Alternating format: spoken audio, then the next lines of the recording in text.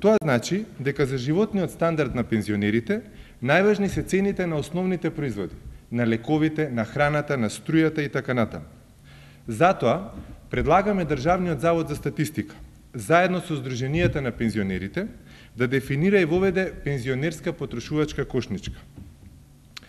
После тоа, усогласувањето на висината на пензиите би се вршело според промените на цените на производите и услугите кои што се во таа потрошувачка кошничка на пензионерите. На тој начин би имале многу пореална основа за усогласување на висината на пензиите и подобро ќе се сочува животниот стандард на пензионерите. Со нашата мерка број 30 го предлагаме проектот да се слушне гласот на пензионерите. Во моментов гласот на пензионерите никој не го слуша. Тие се целосно маргинализирани и не се добро информирани за работи што се важни за нивната живеачка и немаат можност да се изјаснат, да окажат својот глас за она што го мислат. Затоа, пензионерите го носат ризикот владата да донесе одлуки кои што се штетни за нивните интереси. За да се оневозможи донесување на такви одлуки, СДСМ одамна бара пензионерите да бидат вклучени секаде каде што се одлучува за пензионерите. Тоа значи, пензионерите да имаат представник во управниот одбор на Фондот за пензиско инвалидско осигурување. Пензионерите да имаат представник во економско-социјалниот совет на владата и тој да се пременува во трипартитен плюс совет. Представници на Сдруженијата на пензионерите да бидат редовно повикувани на расправиите во собраниските комисии, секогаш кога се разгледуваат решенија кои се однесуваат на пензионерите.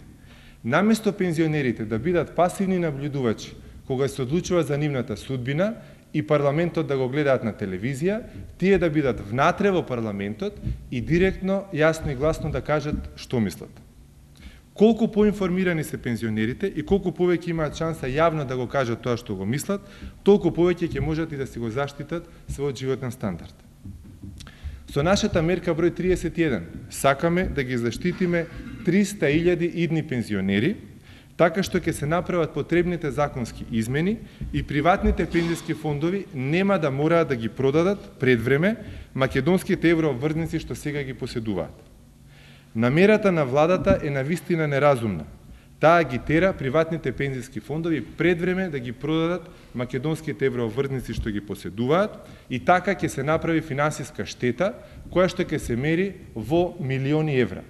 Тоа значи дека ако не се измени таквата одлука на владата, она што ние го предлагаме, 300.000 идни пензионери ќе имаат помали пензии кога ќе им дојде денот за пензионирање. Другите мерки на СДСМ ќе ги промовираме во текот на наредните денови.